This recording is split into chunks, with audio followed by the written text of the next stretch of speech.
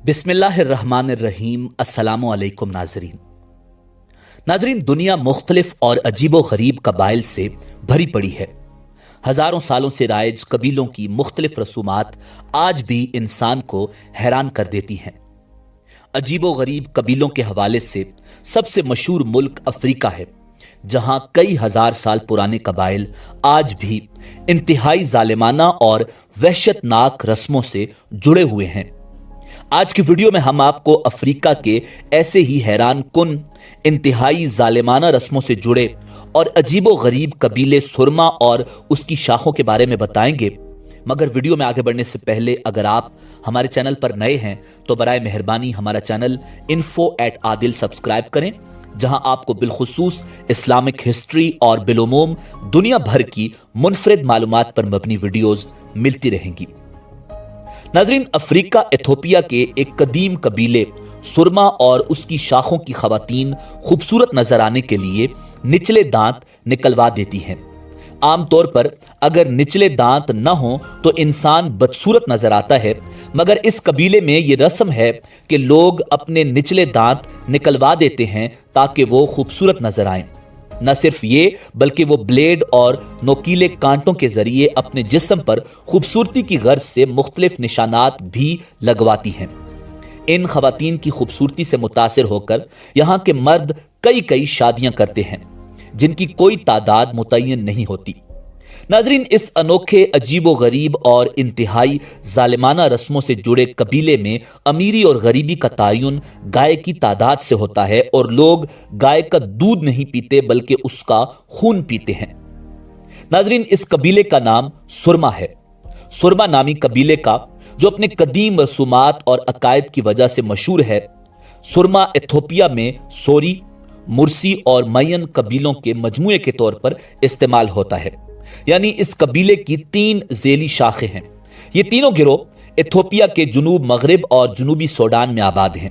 कहा जाता है कि ये लोग तकरीबन 200 साल पहले दरियाए नील के किनारे से यहां आकर आबाद हुए थे और ये लोग स्याफाम हैं। नाजरीन, यहां की नौजवान खवातीन खूबसूरत नजर आने के लिए अपने निचले दांत निकलवा देती हैं और फिर निचले होंठों को छेद कर और खिंचवा कर उनमें मिट्टी की प्लेटें लगवा लेती हैं, जो तकरीबन 16 इंच कुतर तक की होती हैं। ये काम लड़की की मां या फिर घर की कोई बड़ी खातून ही करती है। इब्तिदा में 4 सेंटीमीटर कुतर की प्लेट लगाई जाती है, फिर जख्म भरने पर प्लेट के साइज में इजाफा किया जाता है। बच्चों के कानों में भी ठीक इसी तरह मिट्टी की प्लेट लगवाई जाती है। नाजरीन, जिस लड़की के होंठों में लगी प्लेट जितनी बड़ी होती है, उसका शौहर उससे उतनी ही ज्यादा मोहब्बत करता है और उतने ही ज्यादा जानवर उसे तोहफे में देता है और कबीले का हर अमीर मर्द उससे शादी का ख्वाहिशमंद होता है।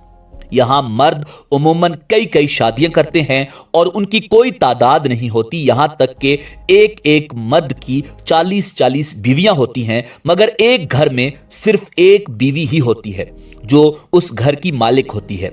मर्द जाती तौर पर किसी घर का मालिक नहीं होता, अलबत्ता वो अपनी किसी भी बीवी के घर में रह सकता है। नाजरीन, इस कबीले में लिबास का कोई तसव्वुर मौजूद नहीं। मर्द और औरतें नंगे होते हैं। इस कबीले की एक अजीबो गरीब रस्म यह भी है कि कबीले का हर फर्द अपने जिस्म पर ब्लेड और कांटों के जरिए मुख्तलिफ निशानात लगाता है और सफेद चूने से अपने जिस्म को सजाता है। ये इंतहाई दर्दनाक अमल होता है।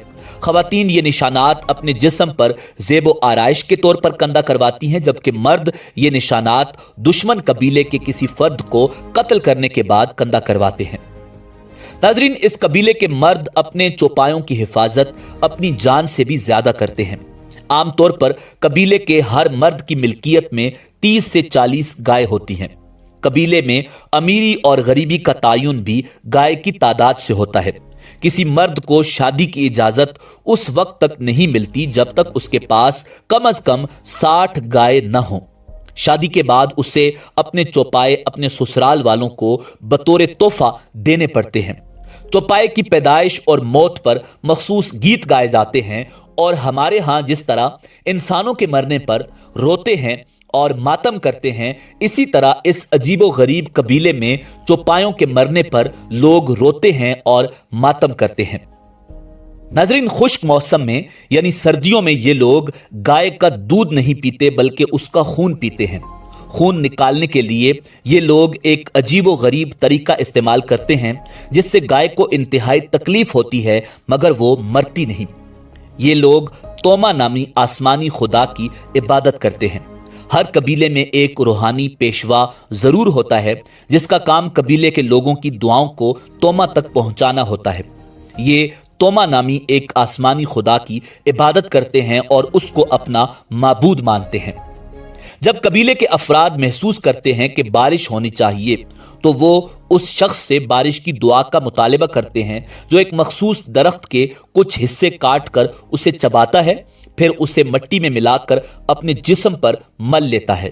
اس عمل سے بارش برسنے کی ان لوگوں کو امید ہو جاتی ہے۔ ناظرین، سرما قبیلے کی 3 ذیلی شاخوں میں مرسی قبیلہ انتہائی اہم اور مشہور ہے۔